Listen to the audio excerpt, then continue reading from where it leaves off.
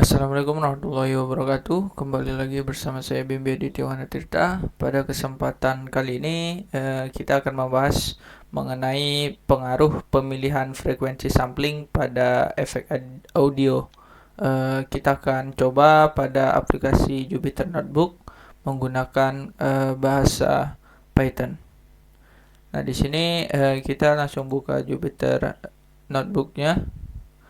Di sini saya sudah menyiapkan codingan mengenai pengaruh pemilihan frekuensi sampling pada efek audio. Nah, mari kita bedah aja codingannya. Nah, di sini ada import NumPy asNP yang digunakan untuk menggunakan fungsi numerik ataupun array. Lalu ada fungsi import matplotlib yang digunakan untuk membuat plot dan visual data. Nah, lalu ada IPython display audio, ini digunakan untuk memainkan audio di dalam notebook. Lalu di sini ada fs yang dimana frekuensi sinyal merupakan titik sampling seberapa banyak sinyal yang diambil dalam satuan waktu tertentu. Nah, untuk T ini merupakan jarak ataupun merupakan seberapa panjang waktu yang akan sampel ambil datanya. Di sini 0 hingga 0,25. Lalu pada F ini merupakan F di sini merupakan fungsi yang dimana untuk berisi seberapa banyak gelombang sinus terjadi dalam satuan waktu tertentu. Nah, di fungsi X di sini kita di sini merupakan rumusnya yang dimana NP sin kali NP kali P kali F kali T. Nah, di sini audio ada audio X-Red fs berfungsi untuk membuat widget audio yang memainkan sinyal X dengan frekuensi sampel fs. Nah, pada plt plot t, x di sini untuk membuat plot yang dari sinyal sinus X terhadap sumbu T. Lalu plt show digunakan untuk menampilkan plot pada Jupyter Notebook tersebut. Nah, kita coba jalankan, runkan. Nah, di sini terlihat rentang waktunya 0 hingga 0,25. Lalu dalam satuan 1 menit 1 detik maksud saya itu terdapat 100 data yang diambil. Kita bisa hitung dari sini saja 1, 2, 3, 4, 5. Nah, 5 kan ini 0,5 berarti dia kali 20 untuk mendapatkan 1 detik. Berarti 5 kali 20 yaitu 100 sesuai dengan F ataupun gelombang sinus yang terjadi dalam 1 detik. Nah, di sini coba kita ganti nilai F-nya mulai dari 100 tadi sudah kita dapat. Lalu 200. Nah, untuk 200 di sini sinyalnya gelombang sinusnya itu lebih rapat daripada yang 100 tadi. Lalu coba kita ganti ke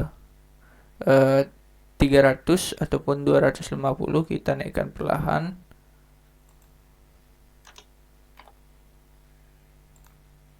Nah, ketika 250 itu gelombangnya semakin rapat. Coba kita ganti lagi 300.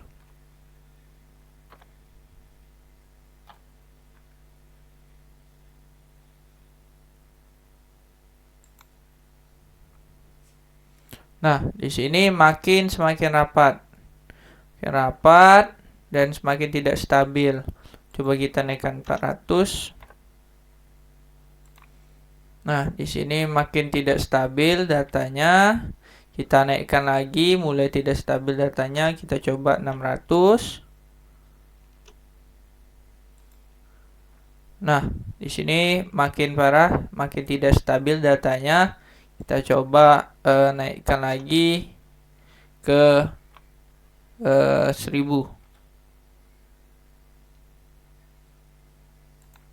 Nah, datanya pada 1000 ini datanya hancur ya, teman-teman. Di sini ini terjadi bukan tanpa sebab. Di sini hal ini terjadi yang merupakan aliasing. Nah, aliasing ini terjadi ketika frekuensi sinyal yang melebihi separuh frekuensi sampel. Nah, yang biasa kita kenal dengan frekuensi Nyquist.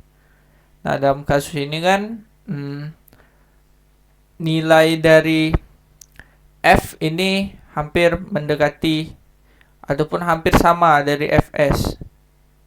Seharusnya nilai F ini lebih kecil dari Fs.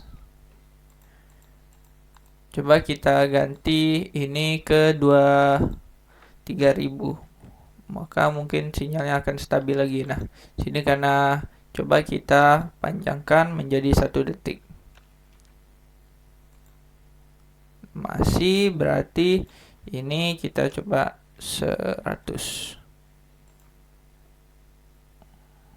Ini masih karena nilai dari titik yang diambil sampel ini terlalu banyak. Kita coba kembaliin lagi ke 0,25. Lalu di sini kita coba 200 dan di sini kita coba 50 aja.